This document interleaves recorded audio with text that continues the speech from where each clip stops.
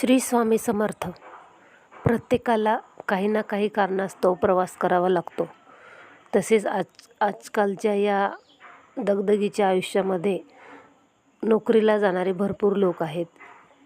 त्यांना वाहन घेऊन जावे लागते. म्हणून प्रवास सुखाचा व्हावा यासाठी हा एक उपाय सांगत आहे.